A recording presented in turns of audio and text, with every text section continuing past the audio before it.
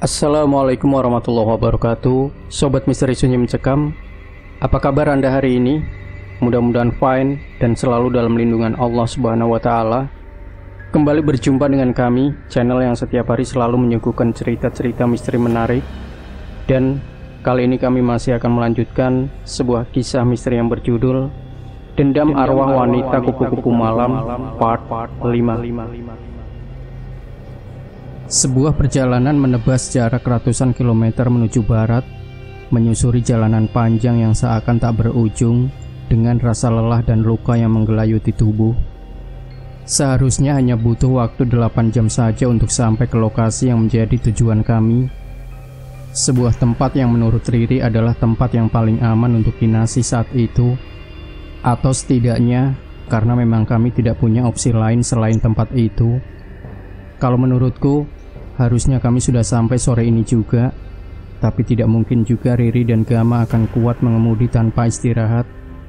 Dan ini adalah tempat ke-10 kami berhenti, sambil memastikan mesin mobil masih dalam keadaan normal, dan yang terpenting membeli makanan. Gama, Lastri, tunggu bentar ya, aku mau ke toilet, ujar Riri ketika mobil sudah berhenti di tempat pengisian bahan bakar. Tampak sekali menahan pada perutnya. Aku yang duduk di belakang mengangguk, kemudian Gama juga ikut keluar mobil meninggalkan aku, Murni dan Kinasi di dalam mobil. Ada rasa takut dan juga was-was kalau tiba-tiba saja Kinasi terbangun dan berontak. Namun setelah aku menunggu sampai Gama dan Riri kembali ke mobil, Kinasi masih dalam posisi yang sama, hanya dadanya yang bergerak naik turun sembari mengeluarkan bau tak sedap. Aku dan Murni hanya mampu menutup hidung, mencoba untuk membiasakan dengan aroma tak sedap itu. Gam, gantian kamu yang nyetir ya? Iya Ri, nanti jangan mendadak ya ngasih tahu jalannya, takut malah kesasar, jawab Gama setelah ia sudah duduk di kursi kemudi. Setelah tak lebih dari setengah jam beristirahat, akhirnya mobil yang kami tumpangi melaju kembali. Kayaknya kita bakal sampai sana pas malam deh, ucap Riri sambil memandang ke arah Gama. Aku dan Murni bergantian. Ya, sepertinya begitu. Aku setuju. Kota tempat tujuan kami masih cukup jauh dari tempat kami beristirahat saat ini. Sebuah kota yang terletak di tengah-tengah provinsi. Kota ini bisa dibilang kecil kalau dibanding dengan 2 kota tetangga yang mengapit di sebelah utara dan selatan. Tapi justru itulah yang menarik bagiku. Tidak terlalu padat dan menawarkan nuansa sejuk dan tenang karena letaknya yang berada di dataran tinggi.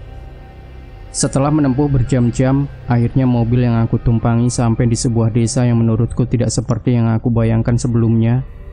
Bahkan ketika mobil kami memasuki Gapura, aku sempat bertanya kepada Riri sekali lagi, meyakinkan bahwa kami tidak salah lokasi atau bahkan nyasar. Akan jadi makin runyam kalau sampai demikian, karena sekarang sudah nyaris tengah malam dan aku berada di antah berantah yang sepi dan berkabut. Tapi Riri dengan juru arah memberi anggukan penuh percaya diri. Ya sudahlah, kalau Riri sudah yakin, pikirku. Tak lama mobil yang dikendarai Gama berhenti. Riri dan Gama pun turun. Sepertinya mereka mau bertanya kepada salah seorang warga yang masih terjaga di depan rumah depan sana, hingga mereka berdua kembali masuk ke dalam mobil. Gimana Mbak? Aku bertanya ketika Riri sudah masuk ke dalam mobil. Iya, benar kok. Ini kita tinggal masuk aja nurut jalan, jawab Riri meyakinkanku. Mobil pun melaju kembali, menyusuri jalanan tanah bergelombang yang hanya bisa dilewati 1 mobil saja. Untuk berpapasan, sepertinya salah satu harus mengalah. Hingga tak lama setelah Gama membelokkan setirnya ke kanan dan masuk ke dalam halaman sebuah rumah, mobil pun berhenti. Kali ini aku yang turun. Ya, bisa kalian tebak lah. Untuk menghirup udara segar karena sudah terlalu lama berkutat dengan bau Kinasi yang benar-benar bikin aku mual. Begitu aku keluar dari mobil, pandanganku langsung tertuju pada bangunan yang sekarang berdiri di depanku. Bangunan bergaya 70-an.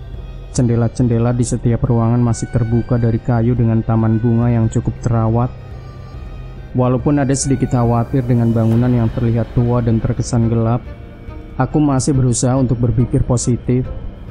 Pikirku, tak apalah untuk sementara kami bermalam di sini sampai situasi membaik dan kami bisa memindahkan Kinasih ke tempat yang lebih mudah dijangkau.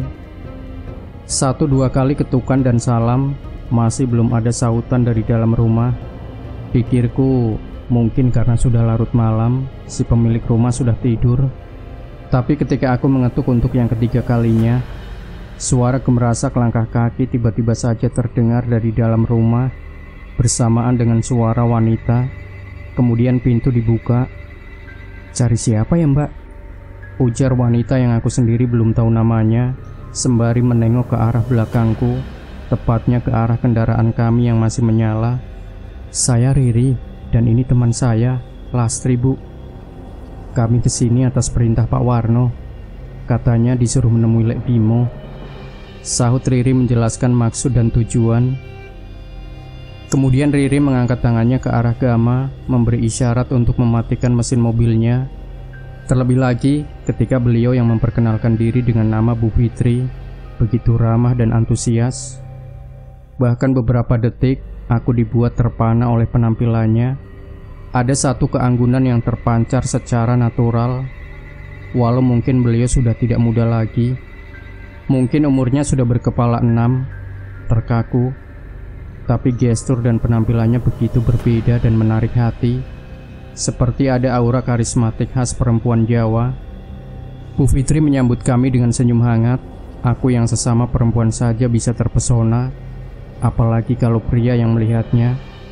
Dia cantik. Sejenak Bu Fitri yang menyambut kami pun terdiam. Kali ini pandangannya lebih menelisik lagi sembari berbisik, "Apa kalian yang dari desa kerajaan? Terus teman kalian yang aneh itu di mana sekarang?" "Oh iya Bu, benar. Masih di dalam mobil Bu, masih belum sadar," sahut Riri kembali. "Ya sudah, ayo bawa masuk. Sekalian teman kalian yang di dalam mobil suruh masuk semua. Keburu ada warga yang lihat. Cepat," ucapnya sedikit panik. Dan tanpa menunggu perintah kedua kalinya, aku dan Riri segera memberitahu Gama untuk segera menggendong Kinasih masuk ke dalam rumah.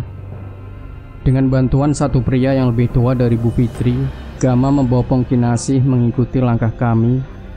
Beruntung, walau sudah sadarkan diri, Kinasih tidak berontak sama sekali.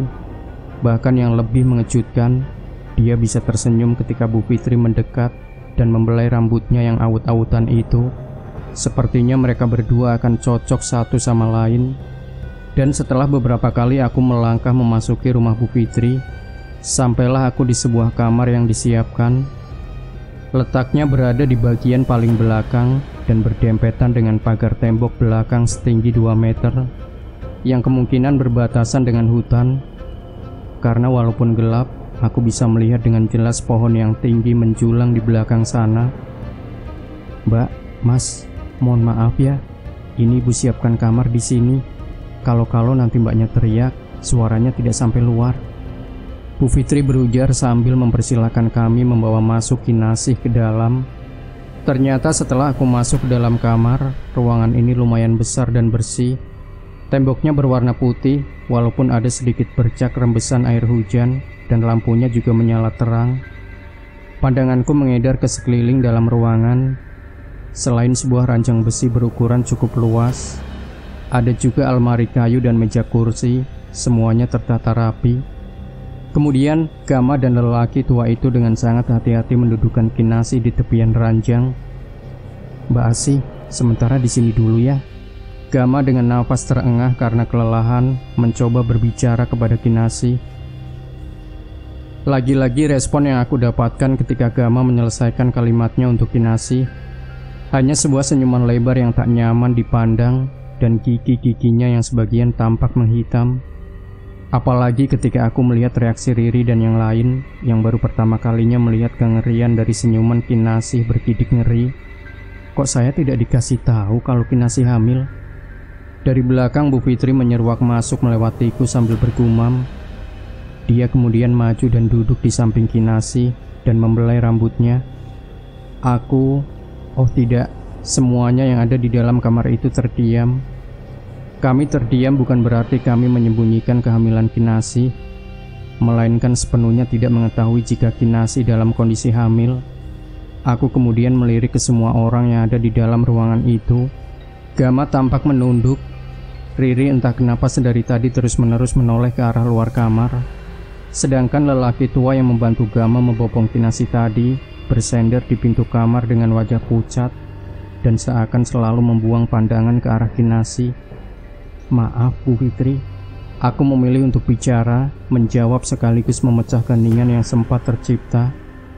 Masalah Kinasih hamil atau tidak, kami semua memang benar-benar tidak mengetahui. Dan kalau boleh saya tahu, dari mana Bu Fitri tahu kalau Kinasih hamil? Bu Fitri yang aku ajak bicara tak langsung menjawab, malah dia terus-menerus memandang Kinasih sambil tak henti membelai rambutnya dan mengelus perutnya dengan penuh kelembutan. Saya tahu dari baunya. Mohon maaf, saya peka terhadap hal di luar nalar. Dan jabang bayi yang sedang dikandungnya itu bukanlah manusia, melainkan iblis. Desis Bu Fitri terdengar geram dan marah, membuat kami semua mati gaya setelah mendengar penuturan Bu Fitri. Bu Fitri kemudian bangkit dan mendekat ke arahku, menoleh ke semua orang yang ada di dalam ruangan secara bergantian. Biarkan Kinasih di sini dulu. Kebetulan besok Pak Dewarno mau ke sini bersama Mas Bimo. Kalimat itu terdengar meyakinkan, membuatku percaya bahwa Bu Fitri bisa menjaga kepercayaan yang diberikan untuk kami semua. Dan untuk sementara, kalian boleh menginap di sini dulu kalau mau. Lagian ini sudah malam. Kalau mau balik, kalian mau balik kemana? Gimana Mas, Mbak? Sambung Bu Riri sambil memandangku, Riri dan Gama secara bergantian. Bu Fitri menawarkan sesuatu yang sepertinya sulit aku tolak, apalagi mengingat kondisi tubuh yang sudah selelah ini. Rasanya rindu dengan kasur empuk. Sampai aku baru tersadar, ada salah satu rombonganku tidak ikut masuk ke dalam rumah. Sial. Terlalu fokus dengan suasana, aku sampai mengabaikan Murni. Aku langsung menyambar, menyeret lengan Gama untuk keluar kamar yang kebetulan ada di sampingku. Loh, Mas, Murni di mana? Kok nggak kelihatan? Seketika Gama langsung terdiam, kemudian kami berdua secara bersamaan menoleh ke arah mobil yang terparkir di luar. Dari tadi Murni aneh, Las. Gama berhenti sejenak, menoleh ke kiri dan kanan, memastikan bahwa tidak ada orang lain yang menguping obrolan mereka. Tadi dia diam aja pas tak ajak keluar mobil, malah sempat narik tanganku untuk nggak keluar mobil, Las. Dia maksa tadi, katanya takut. Aku kemudian teringat kejadian pas di dalam mobil. Ketika kami berhenti beristirahat di tempat pengisian bahan bakar, Murni gemetar, seperti menahan takut setelah Kinasih mengucapkan sebuah kalimat lirih yang aku sendiri saja tidak tahu maksudnya. Mungkin Murni juga sempat mendengarnya. Mur, masih ingat ya? Tadi Kinasih bilang seperti itu. Iya, aku ingat betul. Nggak beres nih, gumamku. Ya sudah, aku ajak Murni keluar mobil dulu, Mas. Kamu balik aja ke dalam nungguin Mbak Riri. Aku kemudian berlalu keluar menuju mobil. Murni, bangun. Kamu ngapain masih di dalam mobil? Ayo turun, ucapku setelah membuka pintu mobil dan mendapati Murni tertidur dan seketika terkejut. Lastri, ngagetin aja sih, sahut Murni jengkel. Ayo turun, kita tidur di rumah ini dulu. Bu Fitri sudah nyiapin kamar buat kita semua. Aku langsung menarik lengan Murni, memaksa agar segera turun dari mobil. Karena malam juga semakin larut dan dingin, akhirnya Murni mau menurut. Kita berdua langsung masuk ke dalam kamar, di mana masih ada Bu Fitri, Riri dan Gama sedang mengobrol. Tak lama setelah dirasa semuanya sudah berkumpul, Bu Fitri kemudian mengajak kami berempat untuk masuk ke dalam ruangan lain. Di sana Bu Fitri menjelaskan ruangan mana saja yang akan kami gunakan untuk beristirahat. Tentunya setelah kami semua sudah dalam keadaan bersih alias mandi, walaupun baju ganti juga dipinjami oleh Bu Fitri. Benar-benar baik orangnya. Setelah Riri, Gama dan Murni sudah pada terlelap dan tersisa hanya aku yang masih terjaga, Aku buru-buru keluar karena mendengar panggilan dari Bu Fitri. "Mbak Lastri, bisa kesini sebentar?" Bu Fitri melambaikan tangan dari depan pintu kamar Kinasi. Dengan perasaan yang was-was, aku mendekat dengan setengah berlari, menunggu perintah yang aku harap semoga tidak memberatkan. "Ibu mau ngambil sesuatu dulu di kamar." Aduh, ternyata apa yang aku takutkan menjadi kenyataan. "Tolong Mbak Lastri tungguin dia sebentar. Pintunya ditutup ya, biar nggak kabur. Siapa tahu kan." Dengan penuh keraguan, aku sebentar mengarahkan pandanganku lurus melewati bahu Bu Fitri. Di dalam sana, di mana Kinasi tampak tertidur di atas ranjang, masih dengan pakaian kumal, rambut acak-acakan dan bau tak sedap yang seakan melambai ke arahku untuk mencium baunya lagi. Oh tidak, kok malah pucat? Kenapa Las? Ujar Bu Fitri mengejutkan. Enggak kok Bu. Ya sudah Bu, Lastri tungguin dulu." Apa yang keluar dari mulutku tentu saja berlawanan dengan suara hatiku. Apalagi beliau sudah mau memberi tumpangan, aku tidak bisa menolak.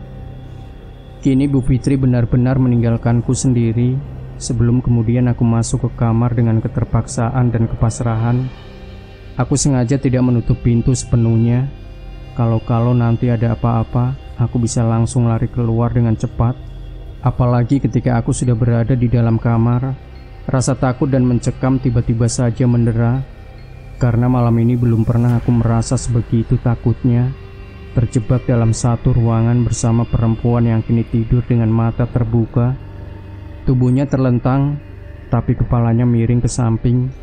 Tatapan dari sepasang mata yang terbuka itu begitu menusuk cepat ke arahku. Tepat ke arahku. Entah gimana ceritanya, tubuhku mendadak gemetar. Kring. Suara pintu terbuka yang membuatku langsung terjingkat kaget. Bu Fitri masuk dengan membawa sebuah pakaian. Sepertinya ia menyiapkan untuk Kinasi. "Loh, buat apa Bu?" tanya aku ketika Bu Fitri masuk ke dalam dan langsung duduk di sampingku. "Buat baju ganti Kinasi besok," sahut Bu Fitri kemudian. Setelah itu aku merasakan lega yang sangat. Di samping karena aku sudah disuruh Bu Fitri untuk kembali ke kamar, dan juga akan rindu kasur empuk yang ada di kamar.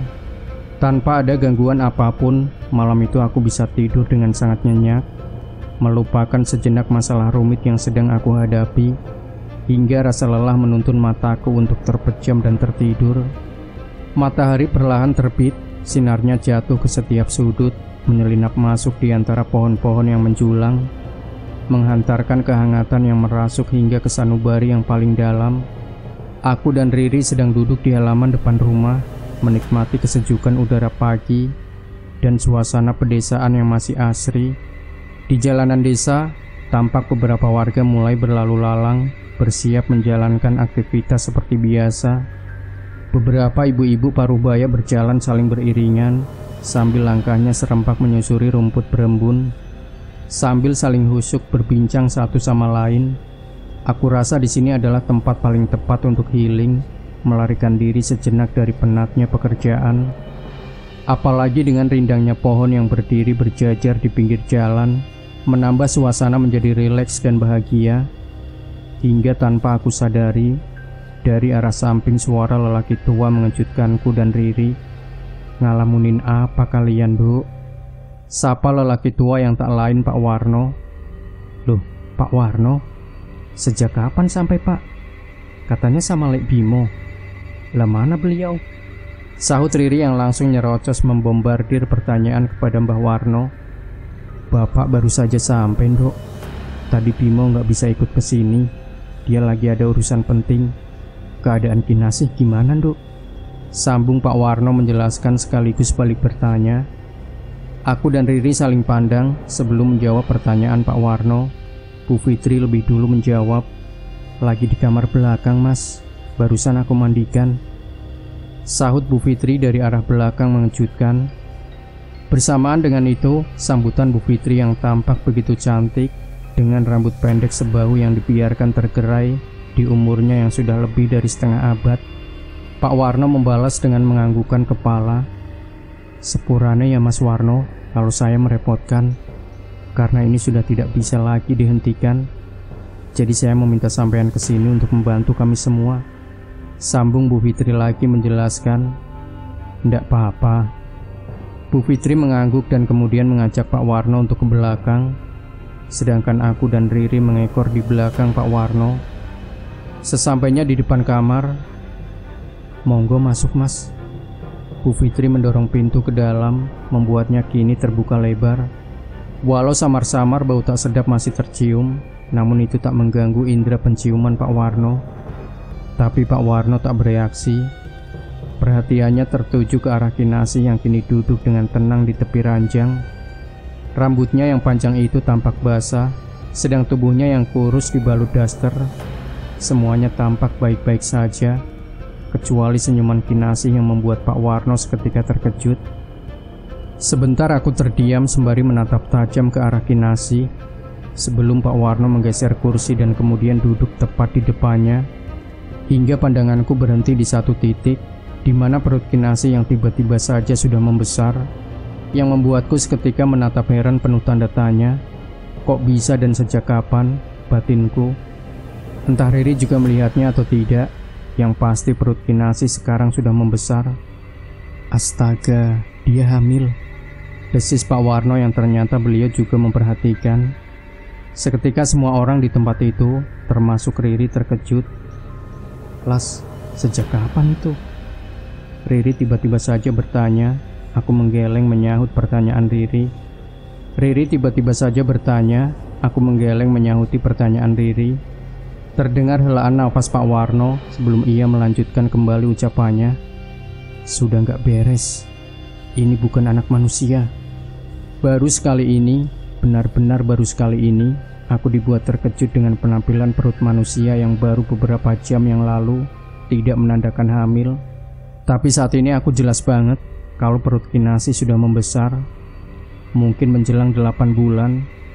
Hingga entah kenapa aku merasakan tidak nyaman berlama-lama berada di kamar ini. Ada semacam perasaan resah, was-was dan takut berlebihan menggelayuti jiwaku.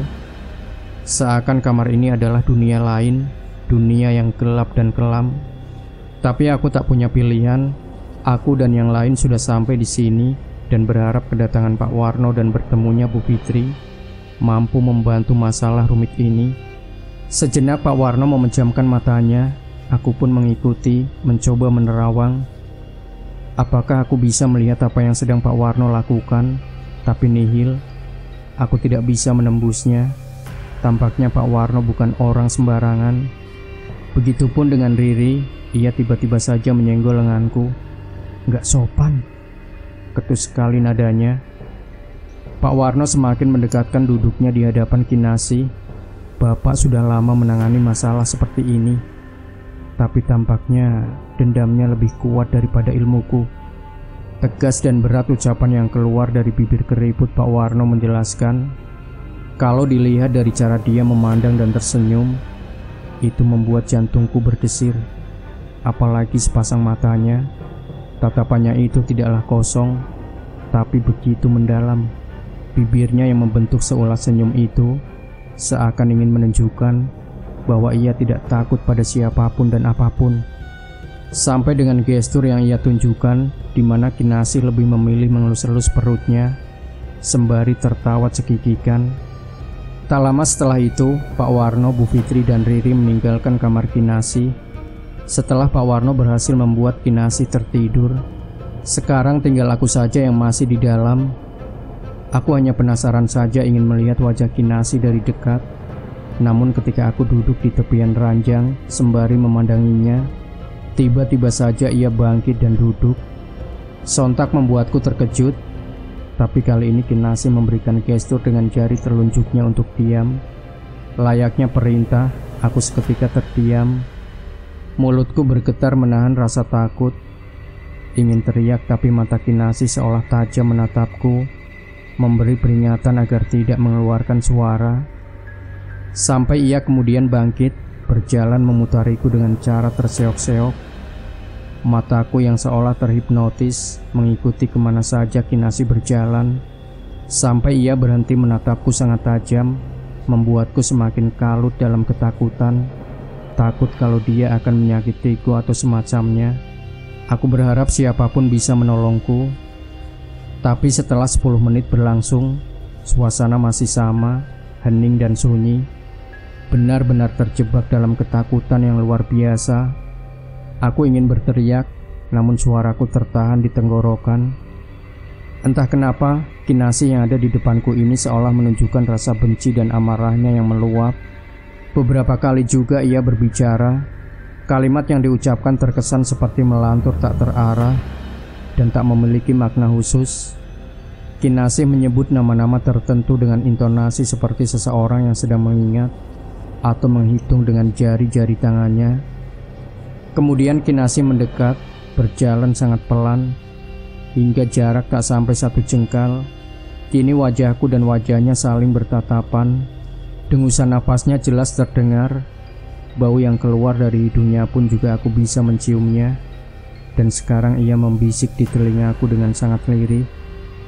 Aku pastikan sumpahku, Derajat, Ratih, Murni, dan semua orang yang ada di rumah itu semua bakal mati. Setelah itu, jeritan melengking menggema seantero ruangan, dan secara bersamaan Pak Warno dengan nafas terengah-engah sudah berdiri di sampingku, menahan tubuhku sebelum aku terjatuh. Begitupun dengan suara orang panik tiba-tiba saja terdengar, "Las, Mbak Lastri."